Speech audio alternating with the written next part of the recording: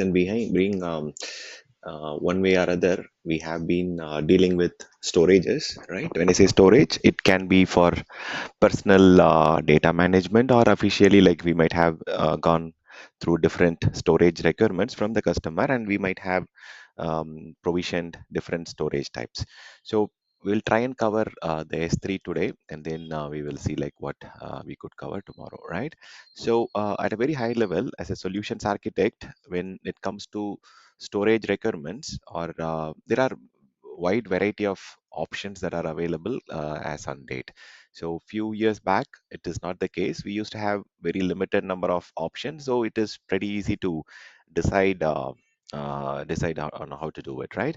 So at a very high level, we need to understand the capacity, of course, when it comes to storage, capacity planning, data growth, and then the type of the performance that they are expecting in terms of throughput, IOPS.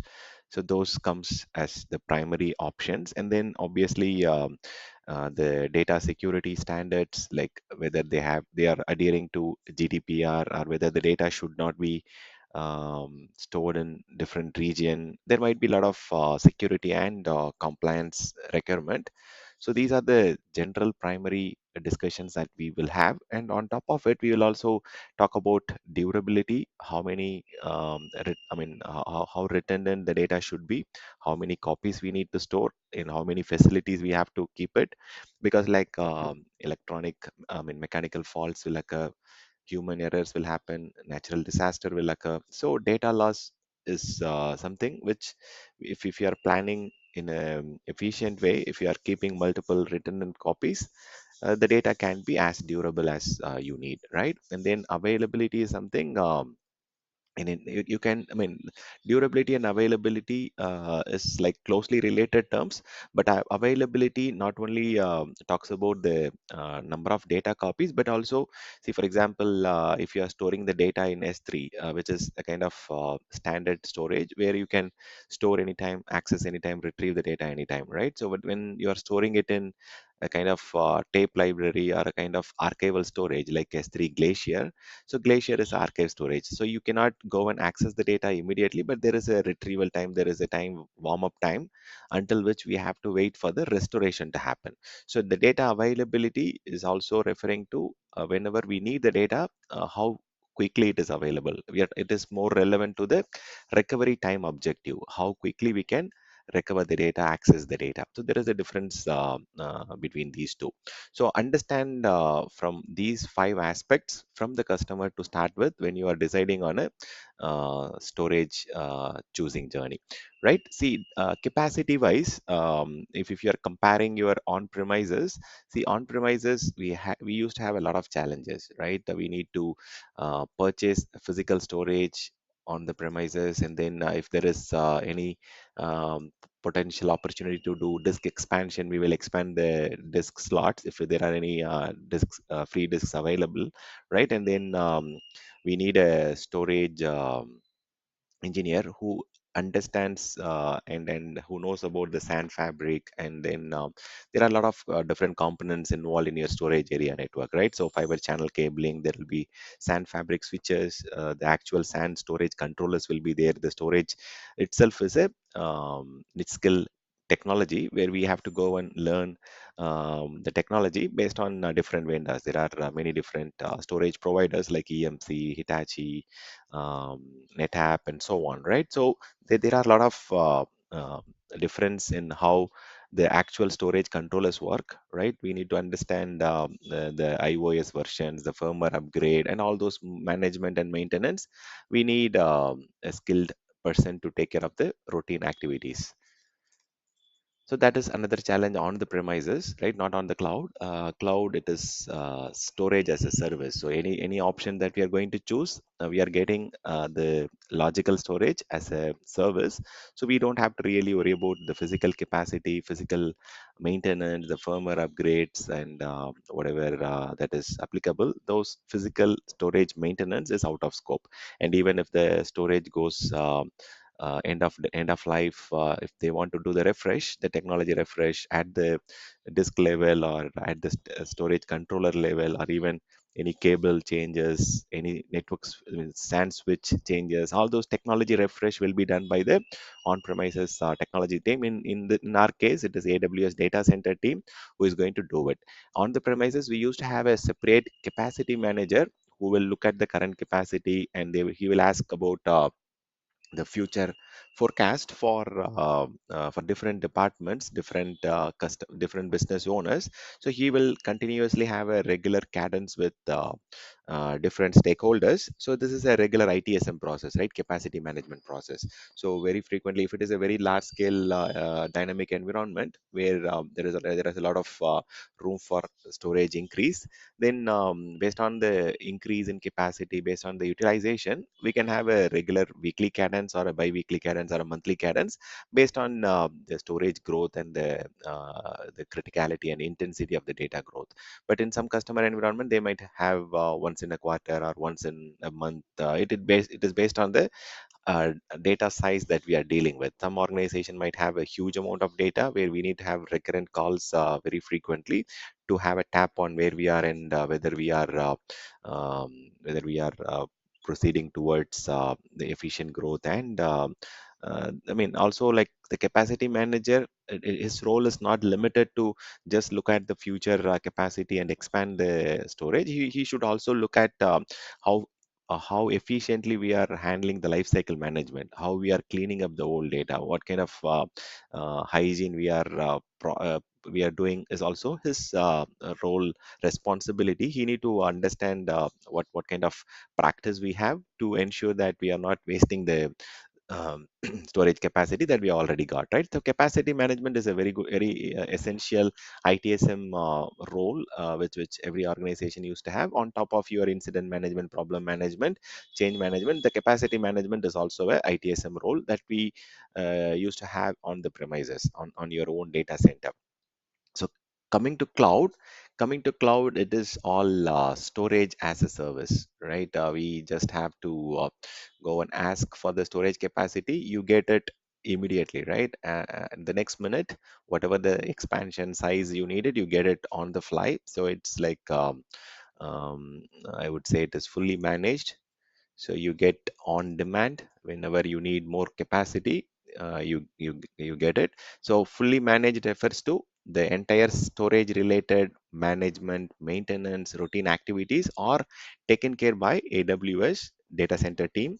So it is a fully managed storage as a service. So the underlying physical storage related stuff, it's completely taken care by them, including the firmware upgrade, maintenance, and all those stuff. So that is the reason we are saying all these are fully managed by the AWS team, and you get the storage on demand, and it is virtually unlimited, I would say. So there is a limit, there is a size limit for certain things. For example, if you're uploading a single object or a file to S3 bucket, it should not be more than 5 terabyte. Okay, I'm talking about single file. Okay, single object cannot be more than 5 terabyte, but you get unlimited, virtually unlimited capacity. You can keep adding the contents. You get whatever size you needed, and at the end you are going to pay for what you have consumed, right? It's always the same. Pay for what you consumed and what you have utilized. And there are a lot of other aspects. It is, as I said, it's virtually unlimited, so scalability is obviously there. That is a common expectation from the customer when it comes to public cloud. So they want the environment to be highly scalable and then highly available. So HA, it is all there. Okay, so my minimum, you could see that when you store the data in AWS storage, you get a minimum of 3 copies stored. Okay, and you can place it as you want. You can put it in the same local data center, one availability zone, or you can also put it in multiple data center, like you can have a zone redundant. Okay, 3 availability zone also. If you have, you can put it in 3 different data center, or you can also have up to 6 copies in two different geographical region. So 3 copies in primary region and 3 copies in. So as you store more copies, the availability of your data increases. The durability of the data also goes up to like 99.99 of durability. So the durability and availability obviously is at a very good level. So they are storing the data in three different storage array in the same data center. In this case, they are storing three different copies in three different data centers and three different storage array. Here they are keeping the data in six different storage array, storage device, in 3 copies in primary region and 3 copies in the secondary region. If your data compliancy regulation, if it allows you to keep the data outside of a particular region or a particular geography. So it's virtually unlimited. You get a lot of durability and high availability and scalability. These are all common stuff. And on top of it, when you talk about the expansion, the management, the maintenance, there is a lot of time and effort that you have to spend. It's not that straightforward. You have to spend a lot of time, and even when there is a storage problem, there is a very high risk. And if there is some data corruption or whatever, you have to restore it. There is a lot of time and effort that is involved. So, coming to the performance, there are a lot of different categories of options that you get. So, with different IOPS, different throughput, different sizing, right? They provide you SSD option, they provide you HDD option, and they are also coming up with latest NVMe SSD, which provides you much better speed and performance. So, there are variety of storage disk technologies that they use on the back end. Even for archiving also, there are different storage disks that are available. For example, they have got nearline storage, midline storage, cold line storage. So these are all disk categories which can store a lot of data. Like petabytes of data can be stored in a single disk, but then their cost is very, very less. So the midline, the cold line disks are intended for storing huge capacity. But if you talk about the throughput, IOPS, or the speed that you get out of these devices, it will be much lower, because these are all intended for archiving solutions. For storing your data for longer duration, long-term storage requirement, you use this. For short term, you generally use SSD or the technology that provides you much better IOPS, throughput, and latency, right? So there are technologies where it is cost effective, which you can use for archiving, and there are technologies that you can use for front end regularly access data. So if there are multiple categories of data that you will deal with. So you will deal with data that are regularly accessed, infrequently accessed, and there are data that you will have to store it in short term and then long term data. So some organization might have the requirement of storing it as long as maybe 10-year retention or 20 years retention is also something that you might hear in some industry vertical. But commonly, like, you will see 8 to 10 years of retention that you come across. So those long-term data can be stored in the disk technology, which is lower in cost. So you will see the options, what are the different storage classes we have, and how we can utilize them to store your data, right? So that is something I will explain in details. And we also have the frequency of access, the access frequency. So based on which you can put your data and then access them. Yeah, so all these discussions has to happen so that you can have the right balance between the cost, performance, retrieval time, and so on, right? And of course, there cannot be any deviation from the compliance, legal, and security requirements. You have to be 100% adhere to that. Is there a question? Yeah, Stan, I hope you talk about IOPS also. Mhm. Yeah. So when we discussed Okay, about yeah, yeah. the EBS volume, we also touched upon that, but I will get into the details. See, IOPS is the input output per second, right? So how much But the it's customer is. more of, people always calculate with the storage, what is the Mhm, storage, what is the IOPS that I'm going to get if I use the storage. mhm. So there are Yeah. certain tools that are available, like the iometer .org tool, which can be a downloadable tool, or you can use it online. Okay, so this tool can give you a better understanding on how you can efficiently arrive the IO for your storage system. So there are some tools that are available which you can run and understand where exactly the bottleneck, and this is the tool that most of the customers use. But I will tell you, like when it comes to cloud, unlike your on premises, you don't have to do all these validation or stuff, because they provide you options with guaranteed specific number of IOPS, specific number of throughput and latency, and those commitments are coming from the cloud provider. But you can do a cross check. You can just use that tool to measure how much IOPS you are getting per second and all those things. But there are wide variety of options which I will explain in a while. Yeah. So coming to security compliance. Okay, so security, of course, yeah, we are going to discuss about the access mechanisms that we can have, and then the controls that we can have, the encryption that we can apply, and then the data residency restriction that we can apply. So whenever we talk about data, primarily you talk about encryption, right? Whether the data is kept at rest, or whether the data is in transit. So as a customer, we need to ensure that our if it is a business critical data, it should be encrypted without doubt, and we have to have all the permissions, access controls for the critical data. We should not keep the data wide open for access, and then end up with data breach and all those things. So we will get into this. So I mean, as a solutions architect, you need to understand the customer's expectation. So that is the starting point. Maybe these kind of question or discussions will help you to um, get into a good starting point. And then from our side, we should have a kind of different understanding on the offering that we have got from the provider, here in this case AWS, right? So AWS, they are providing you a lot of option when it comes to storage type. Just before we go into that, let me just see. Okay, so yeah, storage, right? This is where you store your data, your files, your objects, and content.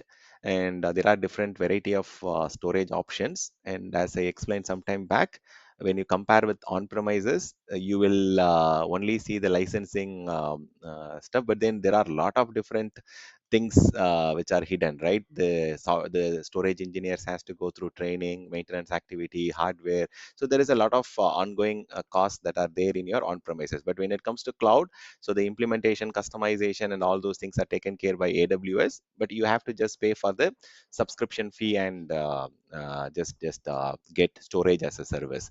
So whatever the underlying technology refreshes, or the capacity expansion, the troubleshooting, the maintenance, the upgrade activities, all those things are taken care by Amazon in this case. So with that said, we will get into the types. So coming to the requirement, so we need to understand the requirement. We need to understand the throughput, IOPS, latency, and other variables, which will help you to understand the performance expectation, and you can go and choose the specific option that they might need. So there are certain questions you can also ask. Okay, so I will give you some examples on what kind of questions you can ask, so that way you can derive a solution, right? So I mentioned access frequency. You can ask them how often and how quickly they need the data, right? So it is how often and how quickly they do they access the data. So based on that, there are different tiers within AWS. We have frequently accessed tier, infrequently accessed tier, and rarely accessed tier, and also we have archive tier. So that way, like, we can decide where to put the data, because the cost is different across these options. So if you're storing the data on the frequently accessed, the pricing tier is higher. If you're putting the data in archive tier, the price is dead cheap. So you need to understand how often they access it, how quickly they need when they need it, right?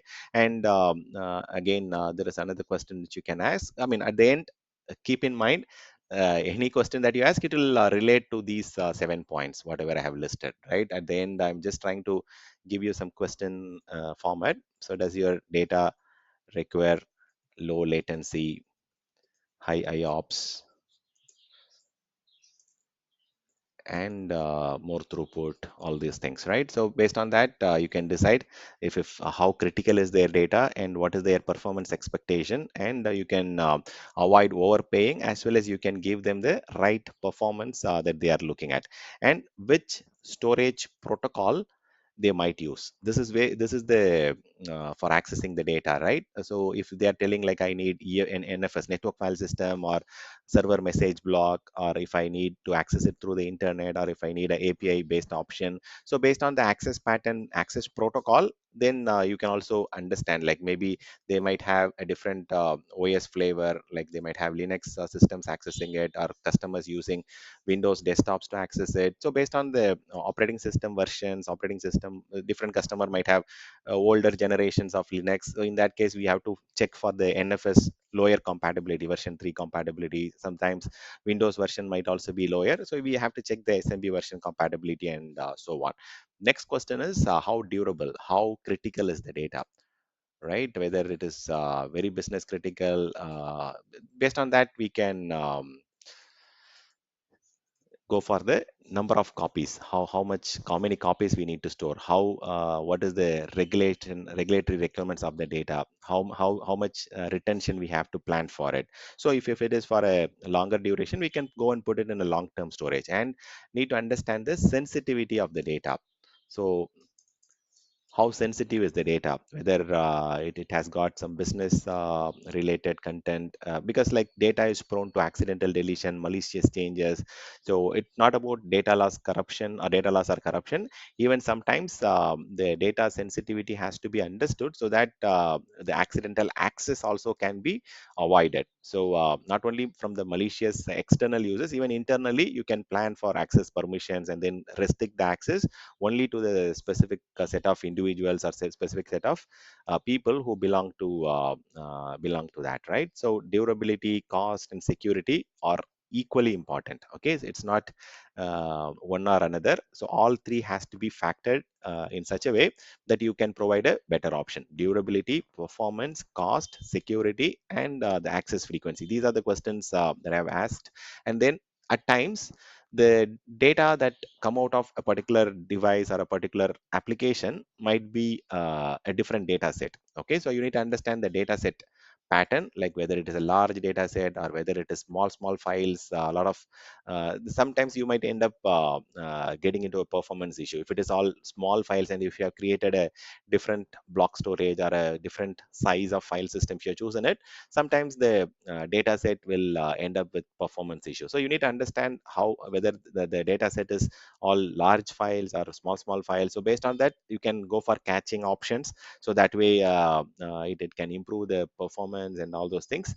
And you need to understand that transiency or transient is nothing but your retention, right? So people use different dictionary words, English words. So transient means it talks about how what is the retention we are looking at, whether it is a short-lived data, or whether it is a long-lived data, whether we need it for short-term or long-term. So transient requirement of the data is also understood to do it. Okay, so of course cost, right? What kind of affordability they have, what kind of pricing we need to derive. We need to understand whether they are good to store 6 copies or only 3 copies, and if you are storing it in multiple locations, then it changes. So as I said, there are variety of options. There are provisioned IOPS, there are archival storage option. So when you understand these storage characteristics, only then you will get a kind of clear understanding on what kind of throughput options to choose, what kind of IOPS to choose, what kind of persistence to choose, whether based on the data set, we will understand whether any caching is needed, and what kind of storage options are better, right? So making decisions is not it will not come just like that. So you need to understand, talk to the business owner, talk to the customer, and then understand their business expectation, the data pattern, data metrics. Then only you can derive a proper decision. So storage requirements, you have to understand, you have to ask the right questions, so that way you will end up choosing it. So today we are going to discuss more on the object storage, which is S3, right? Any questions before I get into the actual topic for today?